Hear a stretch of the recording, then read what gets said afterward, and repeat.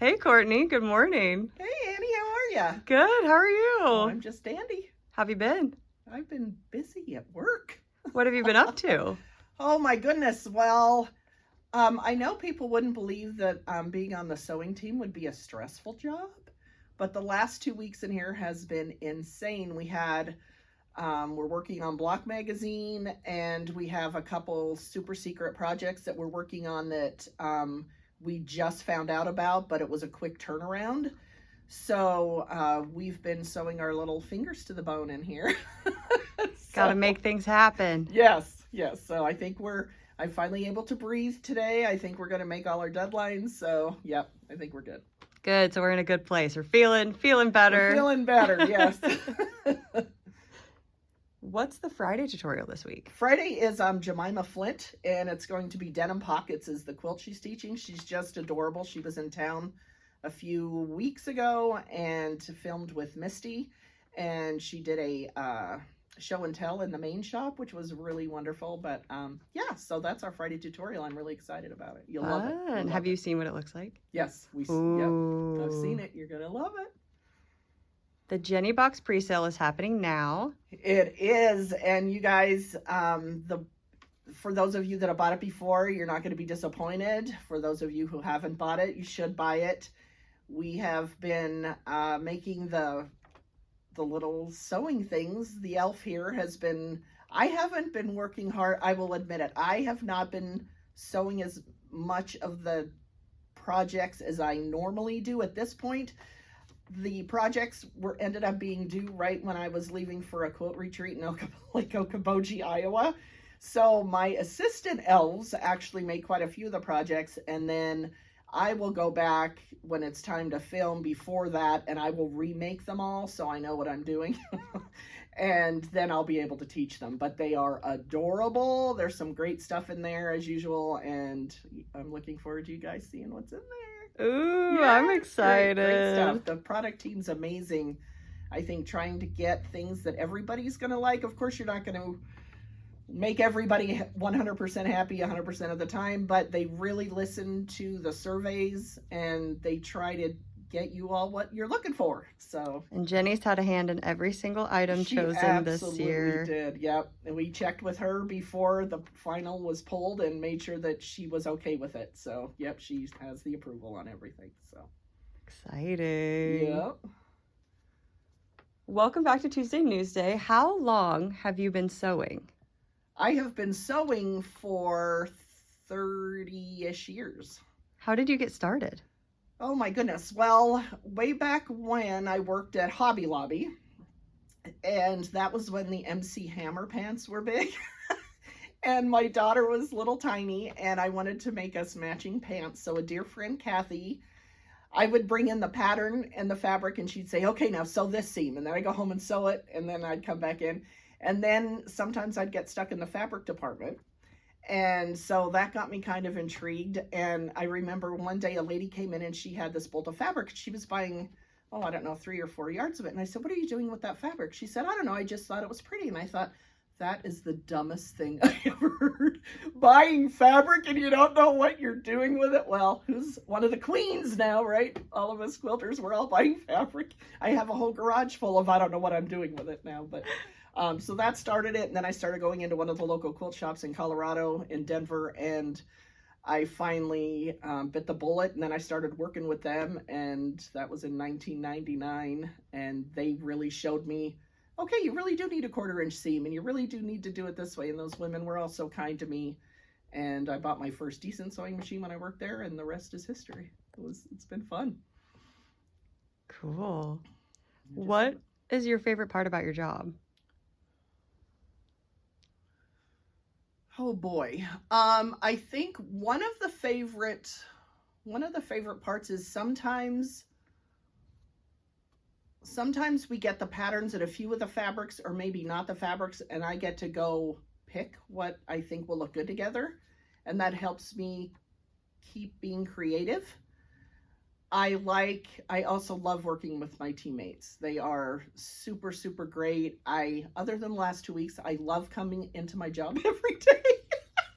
There were days when I'm like, who has a straitjacket I could use? But Normally, I love coming to work. It's not even like coming to work, and they are all willing to go the extra mile. They will do whatever needs to be done, and I enjoy the people that work here, really. I really love that. It's a family, and I love that a lot. Do you ever get to go out and meet quilters and say hey to I people in do, town? and I have a funny story from COVID. I went over to the Ben Franklin in Macon, and I had a mask on, and I had a hood up on my hoodie, and I was standing in line to get fabric cut, and there was a lady behind me, and she tapped me on the shoulder. She said, "I recognize your voice. Are you from Missouri Star?" And I was like, she couldn't even tell what I looked like, but she recognized my voice. But if there's people in the shops, I'd say once a week they'll say, "Oh, you're Jenny's elf," or you know, it's a lot of fun, and it's just very sweet, and so I've really enjoyed. I love that. I just think it's so much fun. Okay, so what room are we in? Where are we? Tell us kind of. Recently, this used to be an office, but the gal doesn't work with us anymore. And we have, on my staff, I have 2 machine quilters now. I poached them from Becky at the warehouse. And so one of the gals said to me one day, "Why don't we have a long arm in here?" And originally it was because we didn't have the room. Because when we were done sewing the quilt tops, then we used to have to run them to the warehouse or get them out there, and then we'd have to wait for them to get done and come back. And they always came back rather quickly, but sometimes we were like, okay, where are they? They should have been back, and they were coming back.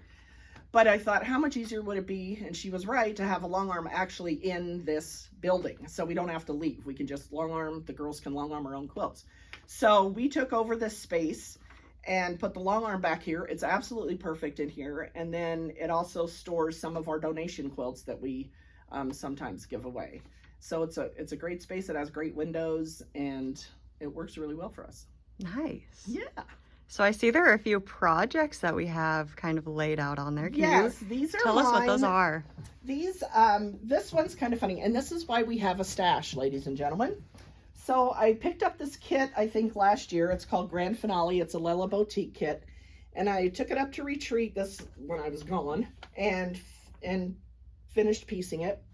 And I came back and I needed a backing. And I thought, wait, several years ago, I purchased a backing in the, I think it was the it was either Merc or Floral. I think it was Floral Shop.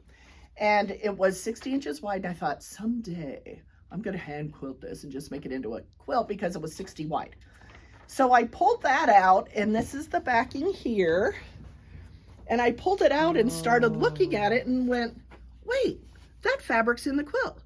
Wait, that fabric's in the quilt. It's the same line of fabric, you guys. So that is why we have a stash, because unbeknownst to us, we have a backing. And I do have to add to either side. But I was just rolling. I thought I couldn't have planned that. Plus, I actually found it in my sewing room, which was miracle number 1.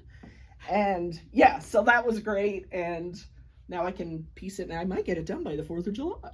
That'll be so beautiful. It was fun. I did do, okay, I'm going to admit this to everybody. These are wrong. All my big stars are wrong. And I didn't notice that until I was piecing it. By then, I was like, too bad. All of the center square here was supposed to be this, and then this was supposed to be the star points. And then, for example, then all this blue and white stripe was supposed to be the burst or the firework. Interesting. And I got it done, and I'm like, you have got to be kidding me. So it's my own take on the design. Well, it looks beautiful. I love this fabric. It looks more fireworky when you do it the right way, but it'll be fine, and I think it's going to end up on our bed or in my house somewhere, so I don't really care. But yeah, so that's my big. It's your interpretation. Yes. These are embroidered blocks from Crabapple Hill. This is called the Gardener's Alphabet. And when I've embroidered since I was very young. My mother did a lot of embroidery. And then I took a class with a woman named Colette in Denver, and she told us to make our stitches as small as possible. So most of the time, my little stitches are pretty tiny. Wow. And the thing with this one is this is probably 12 years in the making. And I hate to color. I hate it. I didn't like it when I was a kid. I don't like it now.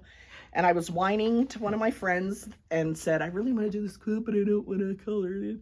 And she said, if you draw it, I will color it. I'm like, you're on, because it's a whole alphabet. So in 2 days, I had these all traced. I about got carpal tunnel from drawing all that.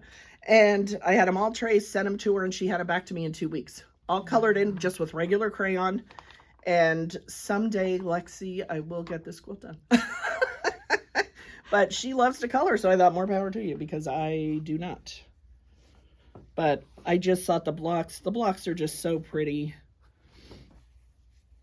And it's all hand-dyed thread.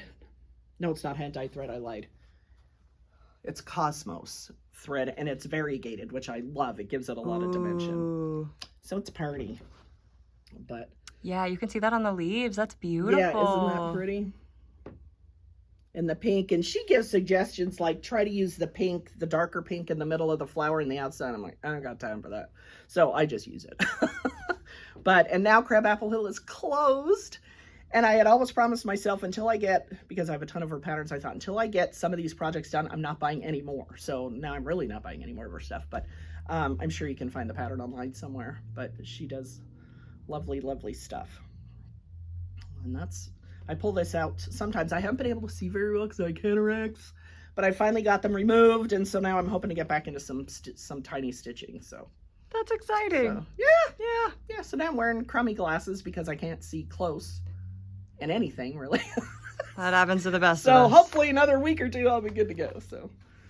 So who knows what's going to come out of the sewing studio in the next week or two. Oh, it'll be beautiful. And then I have one more thing. Let me grab real fast. This is a bag I made. I had fun with it. It's Dragonfly Dance fabric. And this is called the Place for Everything bag by Sew Annie. And I always wanted to make one. And I made one out of J. Wickerfish fabric. And I ended up seeing Janet, the designer, at Birthday Bash. And she loved it so much I gave it to her. So I had to make myself one.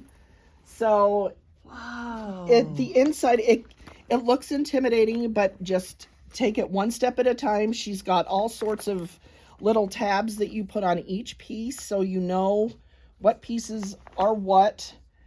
You use a lot of this mesh for pockets, so it's expandable, and you can really get a lot of stuff in here. That's amazing. So it's fun. The hardest part is this binding on the outside because there's so many layers. So just go slow, have a big old needle. I think I might have ended up using almost a leather needle because I kept trying to get bigger and bigger and bigger, and I still almost broke a needle. And I was using my Juki, and those things will go through anything. So that's what I've been doing, keeping me busy when I'm not here. Yeah. Yeah. That was really beautiful. I love the fabric that you chose. I saw it, and it was just so stunning, that Dragonfly Dance. And there's a panel that goes with it that's also very pretty. But I have now yards and yards and yards of it. I could make 50 of those probably. But I want to make other bags that match, so. It just feels like springtime. Yes, it does. It does. How is the weather in Hamilton? We haven't talked about that. Well, this week it is muggy and warmish. So I think it's supposed to cool down a little bit in the 50s, but which will be nice. But we're ready to get hot and muggy for summer. Yeah, it's been very typical Midwest spring, I'd say, probably. Yes, you are totally right. The tulips are blooming, the lilacs are blooming. Oh, and the grass is getting greener. Lovely. It's been really beautiful. Yes, and now I have to get our mower out and start mowing. So allergy season. Start popping your allergy pills.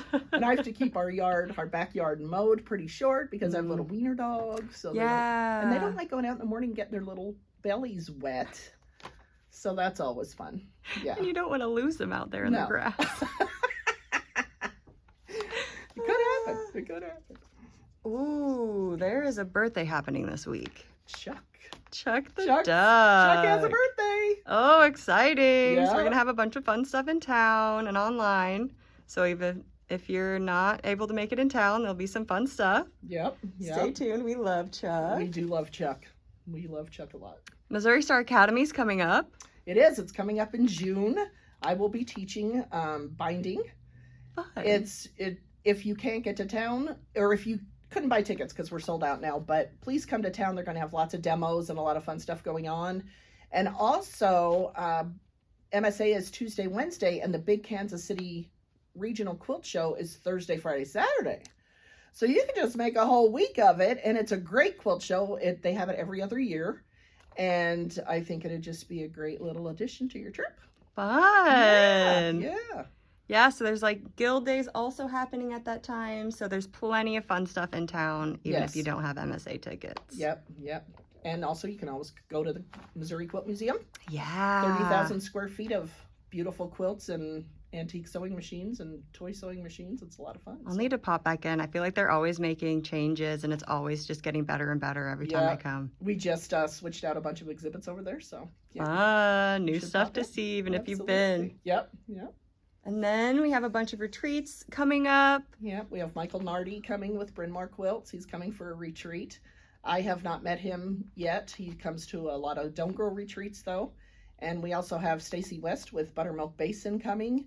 I love her stuff. She now has a little flagship store just south of here in Excelsior Springs at a little antique mall. Cool. And I was just thinking that might be a nice thing to do today. But she has adorable wool applique. She does a lot of wool applique, and I love doing wool applique, but I go more cotton applique instead. But her patterns are adorable, and she has a ton. So that should be a really fun retreat too.